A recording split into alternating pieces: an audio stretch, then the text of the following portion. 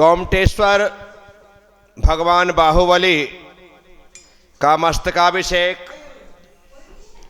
एक अंतर्राष्ट्रीय स्तर का जैन महाकुंभ, जहां प्रत्येक 12 वर्ष में पूरे देश और दुनिया की जैन समाज और जैनेतर समाज जिन शासन का महात्म्य देखते हुए, जिन शासन के इस वैभव को देखने के लिए गोमटेश्वर में उपस्थित होती है। गोमटेश्वर का महामस्तकाभिषेक दिगंबर जैन समाज के लिए गर्व और गौरव का विषय है। वह एक ऐसा अंतर्राष्ट्रीय कार्यक्रम है जिससे जैन समाज को अंतर्राष्ट्रीय ख्याति प्राप्त होती। यही वजह है कि स्वस्ति श्री भट्टारक महास्वामी चारुकीर्ति जी के अथक प्रयास से, राष्ट्र संत आचार्य श्री विद्यानंद जी महाराज के बृहद आशीर्वाद से, जब सहस्त्राब्दी महोत्सव 1981 में मनाया गया था, तब से उस महामस्तकाभिषेक को राज्याश्रय प्राप्त हुआ। माना कि पहले भी मैसूर के राजा उस महामस्तकाभिषेक को अपने द्वारा संपादित करवाते थे, स्वयं आकर के उस मस्तकाभिषेक को पूर्ण करते थे। लेकिन उस समय राजतंत्र था, बाद में प्रजातंत्र आया। विद्यानंद जी महाराज की सत्प्रेरणा ऐसी हुई और 1000 वर्ष पूर्ण होने पर, क्योंकि 981 में भगवान बाहुबली की वह मूर्ति बनी थी और 1981 में 1000 साल पूरे होने पर उसका विशाल स्तर पर महामस्तकाभिषेक हुआ था। उसके बाद से प्रत्येक 12 वर्ष में राज्याश्रय प्राप्त करते हुए, सरकारी व्यवस्थाओं को प्राप्त करते हुए अभिषेक कर्नाटक सरकार करवाने लगी। उनका अथक प्रयास, मठ का, स्वामी जी का और सरकार का सहयोग, और ये काम होने लगा। पिछले 2-3 बार से इस प्रकार से होने लगा कि उद्घाटन पर राष्ट्रपति का आना, कार्यक्रम के मध्य में प्रधानमंत्री का आना, गृह मंत्री का आना, कर्नाटक के मुख्यमंत्री, राज्यपाल आदि का संपूर्ण सहयोग होना, ये प्रक्रियाएं प्रारंभ हो चुकी थी। गोमटेश्वर भगवान बाहुबली के दर्शन के लिए जब देश के प्रथम प्रधानमंत्री पंडित जवाहरलाल नेहरू पहुंचे थे, तो उन्होंने भगवान की उस दिव्यतम मूर्त को देख करके कहा था, ये मूर्त दुनिया का 8वां आश्चर्य है कि बिना किसी सहारे के ऐसे खुले आसमान के नीचे 1000 साल से खड़ी है, आश्चर्य की बात है। तो उन्होंने आश्चर्य कह करके उद्बोधित किया था। लगातार वहां पर देश के वरिष्ठ उच्च पदों पर आसीन प्रधानमंत्री, राष्ट्रपति आदि पहुंचते रहे और भगवान बाहुबली की कृपा प्राप्त करते रहे। ऐसा ही 2018 के मस्तकाभिषेक में था। राष्ट्रपति माननीय श्री राजनाथ जी कोविंद ने उस महामस्तकाभिषेक का शुभारंभ किया था। हम लोग सब वहीं पर मंचासीन थे। राष्ट्रपति के आने पर किस प्रकार से व्यवस्थाएं होती हैं, किस प्रकार से सुरक्षा का ध्यान रखा जाता है, किस तरह से पूरा प्रोटोकॉल होता है, ये सब देखने का अवसर उस समय प्राप्त हुआ। सभी लोगों को वहां पर समय से पहले उपस्थित होना पड़ता है। फिर नियत समय पर राष्ट्रपति महोदय का वहां पर मंगल आगमन हुआ।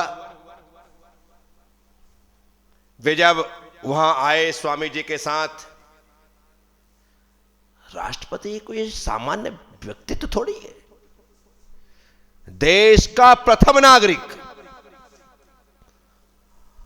और वह प्रथम नागरिक, प्रथम मोक्षगामी कामदेव, प्रथम कामदेव भगवान बाहुबली के मस्तकाभिषेक में उपस्थित होकर के दीप प्रज्वलित करके कार्यक्रम का शुभारंभ करता है। गजब की व्यवस्थाएं होती हैं, और राष्ट्रपति का तो चलने से लेकर के बोलने तक हर चीज इतनी सधी हुई होती है, ऐसी स्वाभिमानी उनकी चाल होती है, बिल्कुल तरीके से वो चल करके वहां पर पहुंचते हैं। और जैसे ही राष्ट्रपति का प्रवेश होता है, सभी लोग खड़े होते हैं और राष्ट्रगान के साथ कार्यक्रम का शुभारंभ होता है। वही हुआ, राष्ट्रगान के साथ कार्यक्रम का शुभारंभ। प्रोटोकॉल के तहत जितने लोगों को जो बोलना था, सब लोगों ने बात रखी। उस समय 5 फरवरी थी मेरे ख्याल से, जब राष्ट्रपति आकर के शुभारंभ किया था उन्होंने। और उस समय स्वामी जी ने थोड़ा बोला, आचार्य वर्तमान सागर जी महाराज ने बोला, क्योंकि वो प्रोटोकॉल के तहत सिस्टम होता है कि 5 मिनट ये बोल लेंगे, 7 मिनट ये बोलेंगे, ऐसा नहीं कि भाई इनको भी दे दो, उनको भी दे दो। जो सिस्टम होता है उतना ही। बाकी जितने लोग होते हैं ना, सब लोग पीछे ऐसे बस बैठे भर रहते हैं। वो जितने भी बड़े बड़े पदाधिकारी, होगा मुख्यमंत्री, होगा राज्यपाल, वो सिर्फ बैठे ही रहते हैं, कुछ नहीं होता है। जब विशिष्ट व्यक्ति है तो उसको देख करके आप ही जान। वही हुआ, और राष्ट्रपति जी ने अपना उद्बोधन दिया, सब कुछ हुआ, बहुत ही शालीन कार्यक्रम हुआ और इसका शुभारंभ हो गया। उसके बाद जो मैंने कल बताया था कि समाधि हुई, दीक्षा हुई, ये सब कुछ होता रहा। 17 तारीख को भगवान बाहुबली का महामस्तकाभिषेक होना है। कितनी तारीख को? 17 तारीख। इतने एक्साइटेड हैं हम लोग कि पूछेगा मत। जिस अभिषेक को देखने के लिए हम लोग यहां पर आए हैं, सारे के सारे साधु 9 बजे तो शुद्धि करके 9:15 बजे मंदिर में पहुंचे, 9:30 बजे तो सब लोग आहार के लिए निकल गए। 9:30 बजे निकले, और निकलने के बाद सब अपने अपने समय पर आते गए और जाते गए। चलो भाई, चलो भाई, चलो भाई। 11 बजे सभी साधुओं को अपने अपने संघ के साथ, अपने अपने भक्तों के साथ पहाड़ पर पहुंचना था, क्योंकि अभिषेक का समय दिया ही था कि दोपहर में 1 बजे प्रारंभ होगा। 11 बजे साधुओं को पहुंचना है। हम लोग 11 बजे गुरुदेव के साथ पहाड़ पर पहुंचे। एक घटना मैं बताना भूल गया। जब हमने प्रवेश किया था 31 तारीख को, जब पहली वंदना के लिए हम पहाड़ पर चले, तो पहाड़ पर चढ़ रहे थे तो जो प्रथम गेट आता है वहां पर एकदम से गुरुदेव को चक्कर आ गए और वो यूं गिरने लगे। चक्कर आ गए, मैं साथ में हाथ पकड़ के चलते ही था। अब वो गिरने लगे तो एकदम से मैंने उनको संभाला, एकदम से संभाला। अब पता हो तो अपन पहले से तैयार रहे। जैसे ही वजन पड़ा उनको संभाला। संभालने के पश्चात देखा कि अब गुरुदेव की स्थिति नहीं है कि वो 4 कदम भी चल सके। लेकिन हमारे साथ में रहने वाले वहां पर साध भक्त थे, तो मेरे ख्याल से प्रिंस था, अच्छा हट्टा कट्टा भवानी मंडी का। मैंने कहा प्रिंस चल उठा गुरुदेव को, और उसने दोनों हाथ में उठा करके गेट तक वहाँ लेकर के गया, वहाँ पर बिठाया गुरुदेव को, सेवा की, हवा की, वैयावृत्ति की, तब उनको थोड़ा ठीक लगा और फिर चलते हुए। तो पहले दिन ही पहली यात्रा में ऐसा हो गया था। उसके बाद तो हम लोगों को डर लगने लगा था कि जब पहली बार ऐसा हो गया है तो अगली बार हर यात्रा में गुरुदेव का बराबर हाथ पकड़ करके ध्यान रखते हुए उन्हें लेकर, लेकिन उसके बाद ऐसा कुछ हुआ नहीं। तो ये बात रह गई थी, इसलिए मैंने अभी बोल दिया। अब 17 तारीख को 11 बजे बराबर तरीके से हम लोग गोमटेश्वर भगवान बाहुबली के चरणों में, ऊपर के जो छत है सामने तो पूरा मीडिया वाले लोग थे, इस तरफ उस तरफ दोनों तरफ साधु संतों के लिए व्यवस्था थी, नीचे भी व्यवस्थाएं थी, यहां साधु संत बैठे। हमारे गुरुदेव 11 बजे पहुंचे, बिल्कुल धूप में, यहां ही बैठते थे, वहां जाकर के धूप में बाहुबली की तरफ ऐसे बैठे थे।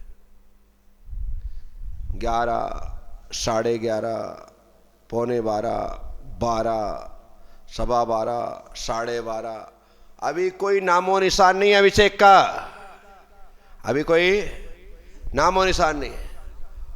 इतनी तीखी धूप, यानी कि जितने श्रावक थे ना, जिन्हें धोती दुपट्टा पहने थे, जहां धोती थी दुपट्टा था वहीं पर ठीक थे, बाकी पूरा काला हो गया था। महिलाओं को देखो इतने इतने हाथ काले हो गए, जो जो धूप में अंग का, शरीर का अंग था वो सब काला। ऐसी स्थिति, इतनी तीखी। गुरुदेव बैठे ही हैं। मैंने कहा स्थान तो ढूंढना पड़ेगा, ये बैठे रहेंगे अन्यथा मुसीबत हो जाएगी। मैं उठा और भगवान बाहुबली के ऊपर को क्या है, किस बार बहुत शानदार तरीके से उनने लेयर बना बना करके, पार्टीशन कर करके ऊपर तक व्यवस्था की थी। तो मैं उसके अंदर घुस गया, बढ़िया। मैंने कहा ये स्थान अच्छा है, भगवान के पीछे, यहाँ गुरुदेव को ले आते हैं, अपन भी जाकर के बैठ जाते हैं। मैं कहा गुरुदेव चलो, गुरुदेव चलो। कहाँ सुनने वाले भाई। और मैंने कहा ये तो खुद तपेंगे, अपने को भी तपाएंगे। मैंने कहा मत आओ, मैं चला। मैं गया, थोड़ी देर रिलैक्स किया वहां जाकर के। मैंने कहा यार ये तो गलत हो जाएगा।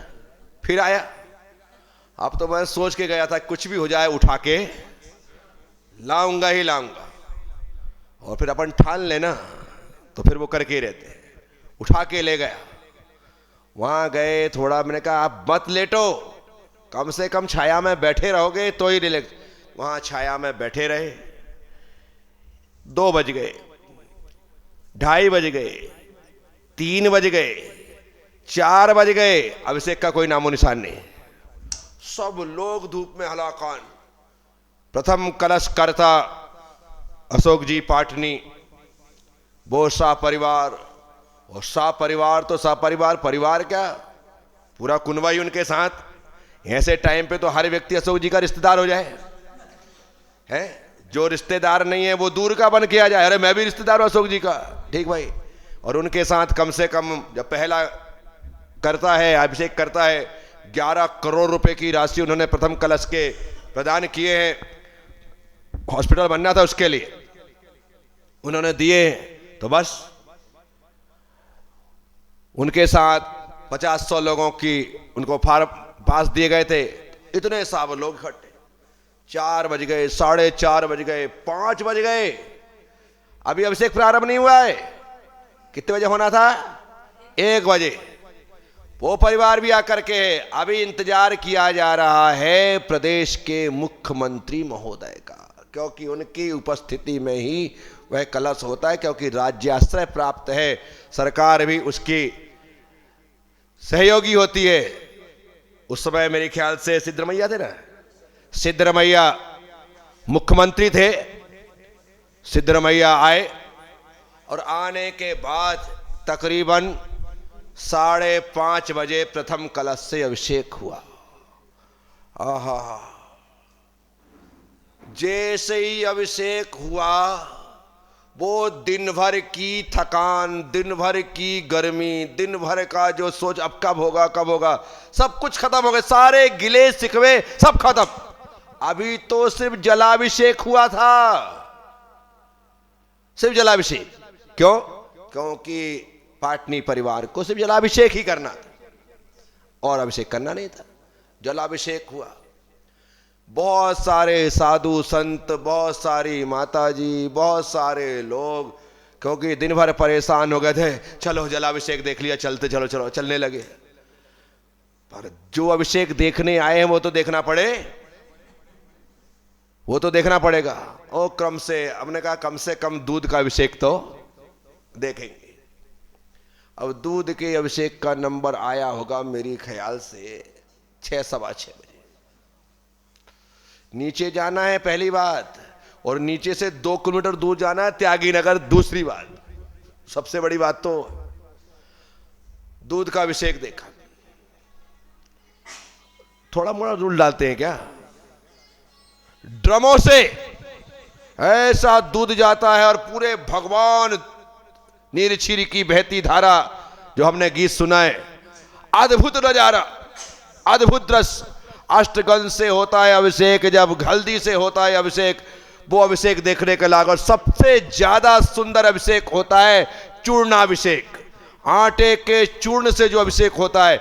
और जब भगवान के ऊपर वह चूर्ण डाला जाता है और वो चूर्ण हवा से उड़ता है, तो ऐसा लगता है जैसे भगवान बादलों के पीछे छिपे हुए हों। वो अद्भुत नजारा होता है बस अभिषेक का वह दृश्य। पुष्प वृष्टि देखो, इतने फूल, इतने फूल, इतने फूल की पूछो मत। अभिषेक करने वालों से ज्यादा आनंद अभिषेक देखने वालों को आता है। करने वाले तो ऊपर से डाल रहे हैं बस, लेकिन जो नीचे खड़े होकर के अभिषेक देखते हैं, भक्त भगवान का अभिषेक करते हैं और नीचे खड़े हुए भक्तों का अभिषेक स्वयं भगवान करते हैं, स्वयं भगवान करते हैं। सारे लोग अभिषेक के गंधोदक से तर हो जाते हैं, पूरा शरीर ऊपर से नीचे तक। अब उस समय किसी को ये लगता नहीं कि गंधोदक, नहीं नहीं नहीं नहीं नहीं, वो ऐसा लगता है जैसे भगवान की कृपा बरस रही हो। और चौगान है कितना सा, इकट्ठा अभिषेक जाता है दूर दूर तक, और हवा चल जाए तो ऐसा अभिषेक उड़ करके आता है, सब तृप्त हो जाते हैं। अद्भुत। मैं सबसे कहता हूं, जिंदगी में एक बार तो गोमटेश्वर भगवान बाहुबली का अभिषेक देखने सबको जाना ही चाहिए। यदि वो लाइफ में नहीं देखा तो कुछ नहीं देखा, एक बार तो देखा। ऐसा आनंद कि पूछो, फिर भी हम पूरा अभिषेक नहीं देख पाए। समय यहां भले दिन है, लेकिन हमें इतने दूर जाना है, उतर करके 2 किलोमीटर दूर आधे घंटे का सफर तय करना है। इसलिए हमने कहा अब तो बस, बाकी अभिषेक कल भी होगा। आज लेट हुआ है, कल लेट थोड़ी होने वाला है। और अपन तो साधु है, रोज अभिषेक मिलेगा। बस दूसरे दिन की भावना लेकर के आज निकल गए, वहां पर पहुंचे। वहां जाने के बाद एक ही चर्चा, दूसरी कोई बातें नहीं। आनंद आ गया, आनंद आ गया, गजब अभिषेक, बाप रे ऐसा होता है। ऐसे सब लोग ऐसे एक्साइटेड होकर के बतला रहे हैं एक दूसरे को कि पूछो मत। इतने ज्यादा भावनाओं से भर करके बतला रहे हैं कि आप पूछिएगा मत। ऐसा आनंद उस अभिषेक को। कुछ माता जी, कुछ क्षुल्लक जी गंधोदक लेने के चक्कर में वहां गए तो समझ में नहीं आया कि माता जी हैं क्षुल्लक जी। ऊपर से थोड़ी दिख रहा है कि नीचे कौन गंधोदक ले रहा हो। अरे क्या कर दिया तूने, पूरी माता जी लाल पीली। नहीं सही में हुआ। अरुण जी आप आए होंगे ना, फिर सब ऐसे हो गए, परंतु वो भी आनंद गजब। दूसरे दिन फिर चलो, अब तो एक ही काम, जाना है और अभिषेक देखना। दूसरे दिन फिर पहुंचे। कल देख ही लिया था कि कैसा आनंद आता है। सबसे बड़ी बात है वहां पर द्रव्य सामग्री में कोई कंजूसी नहीं करते, सबसे बड़ी बात है। ऐसा नहीं कि इतना सा दूध ले लिया, इतना सा कर लिया। रोज 1000 लीटर दूध आ रहा है, ऐसा ड्रम भर भर करके सभी द्रव्य घोले जा रहे। करो अभिषेक, लोग कर रहे। पहले दिन के जितने भी अभिषेक करने वाले पात्र थे वे सारे के सारे लोग खोखे वाले थे। आज पेटी का कोई काम नहीं था, सब खोखे वाले, सब ने 1-1 करोड़ रुपए, 5-5 करोड़ रुपए ऐसे देने वाले लोग थे और वो अभिषेक सब करता थे और वो अभिषेक देखा। अब दूसरे दिन से प्रथम कलश में तो अभी करोड़ों ही थे, क्योंकि जो 8-10 दिन में अभिषेक चलता है वो करोड़ों वाले ही होते हैं बाकी लोगों में। अब हुआ क्या कि नीचे बैठे बैठे मन बेचैन होने लगा। मैंने कहा यार यहां से थोड़ा ऊपर चलते हैं, ऊपर चलते हैं। और ऊपर चलने में फायदा क्या हुआ कि स्वामी जी दूसरे दिन सभी लोगों, साधु संतों को, चलो महाराज जी ऊपर चलते हैं। एक बार ऊपर रास्ता खुलने की देरी है, फिर तो अपन रोज चले जाएंगे अपने आप। स्वामी जी सबको लेकर के गए, सबको लेकर गए, किसी को रत्न दिया, किसी को केसर दिया। स्वामी जी केसर ऐसी चढ़ाते हैं ना जैसे कि वहां पर पेड़ लगे हो। ऐसे कटोरे भर भर के घट्टी केसर लेकर के आते हैं और ऐसी सूखी केसर देते हैं, घोली वोली नहीं, लो अचरसी, ऐसे इकट्ठी केसर देते, इकट्ठा भर भर करके। यानी लोग दूध में डालते बेचारे 2 पत्ती डाल करके केसर का दूध पी रहे, ऐसा बोलते हैं, और ऐसे केसर देते। रत्न लाते, इकट्ठे इकट्ठे रत्न वो दिए जा रहे हैं, चांदी के फूल, फूल इतना सारा कि आने की कमी उसमें भी नहीं। रत्न है, केसर है, चांदी के फूल है, भाई ये तो बेश कीमती है, लेकिन कंजूसी बिल्कुल नहीं। सबको ले गए वर्धमान सागर जी को, हमारे गुरुदेव को, जो ऊपर जाने। कई साधु संत ऐसे कि नहीं कट्टरपंथी, हम तो यहीं से ऊपर जाएंगे ही नहीं कहे, बेचारे पछता रहे होंगे आज भी यार हम ऊपर क्यों नहीं गए। लेकिन ठीक है, उनका उसूल उनके साथ था और अपना भाव अपने साथ था।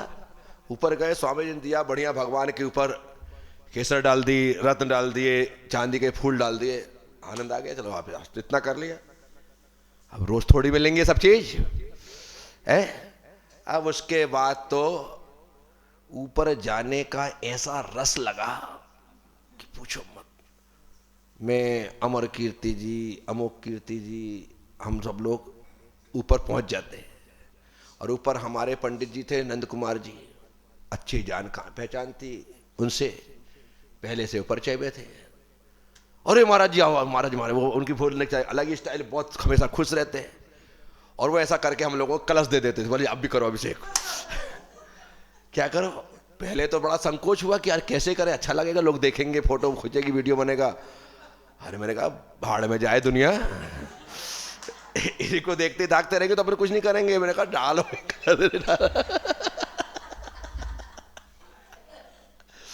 जल डाले, अनेक और कहीं नहीं कहीं इच्छा होती नहीं, लेकिन वहां पर अपने आप को रोक नहीं पाते। मैंने इतने 13 पंथियों को वहां देखा, वो पंचामृत कर रहे हैं, इतने 13 पंथियों की महिलाओं को देखा जो खुद कर रही है। अरे तुम, अरे महाराज जी यहाँ तो हम नहीं संभाल पा रहे अपने आप को, कर। 13 पंथियों को देखा, सोनगढ़ी महिलाओं को देखा, सब कर रही हुआ यहाँ पे अभिषेक। वहां कोई ऐसा दृश्य होता है कि नहीं करने वाला भी करने के लिए राजी हो जाता। वो भगवान बाहुबली का ही चमत्कार है कि लोग वहां भेदभाव ही भूल जाते हैं। ये जीवन चमत्कार देखने में तो ऐसा है, आनंद से भरा पूरा। बस रोज वहां चले जाते, कभी दूध से, कभी जल से, कभी किसी चीज से, जो ऐसा होता है एक क्रम चलता रहता। एक दिन स्वामी जी सोने के बड़े बड़े कलश ले आए। चलो महाराज जी आज सोने के कलश से अभिषेक करेंगे, ठीक भाई। और वो भी स्वामी जी का सिस्टम भी अलग है, ऐसा नहीं कि पब्लिक के सामने वाला। आज सुबह 6 बजे चलना है, 6:30 बजे चलना है, सभी साधु संतों को आज स्वर्ण कलश से अभिषेक होगा, ठीक है। तो स्वामी जी खुद ऊपर पहुंचते, डोली के माध्यम से पहुंचते, वहां पर पहुंचते, हम लोग पहुंचते, सबको ले जाते। इस समय कोई श्रावक नहीं, सब साधु संत। अब जिसको रत्न डालना रत्न डाले, जो डालना है चांदी कला से हाथ लगाओ, तो जिसको हाथ लगाना लगाए, नहीं लगाना मत लगाए।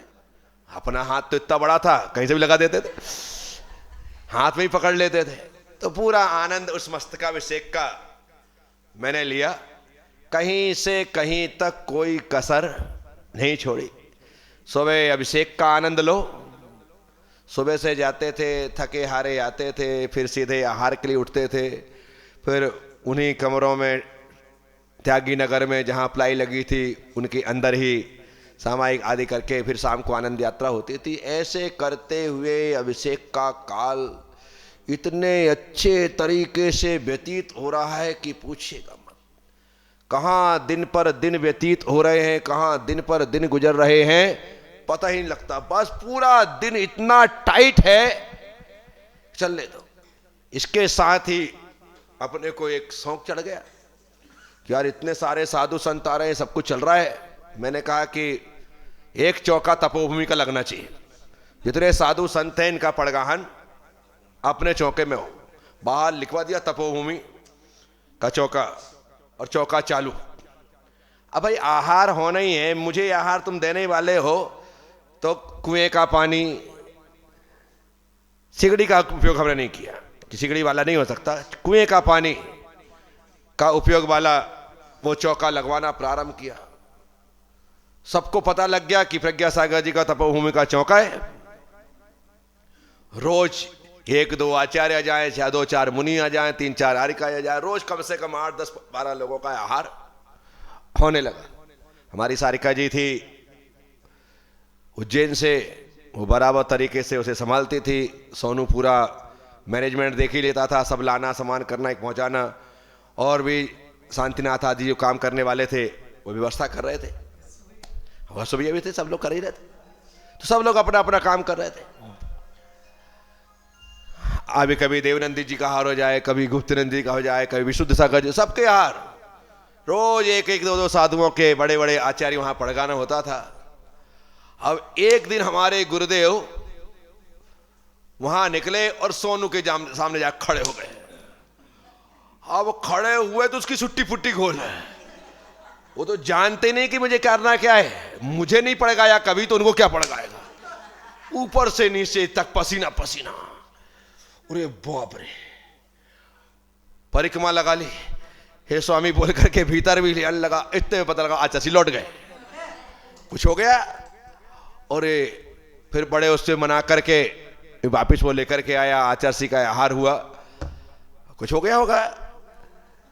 तो ऐसी स्थिति, तो कहने का मतलब ये होता है कि ऐसे वो दृश्य होते, वो जिंदगी में हमेशा हमेशा के लिए दिल दिमाग में अंकित हो जाते, उन्हें कभी भुलाया नहीं जा सकता। और ऐसा ठाठ से वह चौका चला। दूसरे साधु हमारे यहां पर आहार के लिए आते और हम दूसरों के यहां जाते। मजा तो यही है ना। अब मैं रोज रोज यहीं आहार करूं तो लगे देखो, तो सब जगह आहार के लिए जाते थे कहीं भी। अब मैं यदि कहीं आहार के लिए चला गया तो हमारे साथ वाले जो व्यवस्था के लड़के बच्चे होते थे, हमें ढूंढना मुश्किल हो जाए कि कौन से चौके में गए, पता ही नहीं लगे। सब एक से चौके कम से लगे, कहां गए, पूछते पूछते पूछते पता लगा उस समय तक आधा आहार हो गया, तब वो वहां पर पहुंचते थे।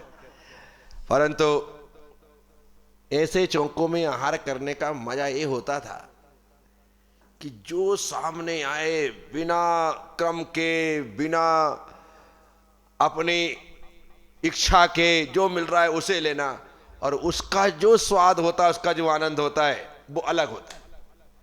तो ऐसे चौके के आनंद, ऐसे मस्तकाभिषेक के आनंद, ऐसे आनंद यात्रा के आनंद बहुत अच्छे तरीके से चल रहा है। बस कल देश के माननीय प्रधानमंत्री नरेंद्र दामोदर दास मोदी आने वाले हैं।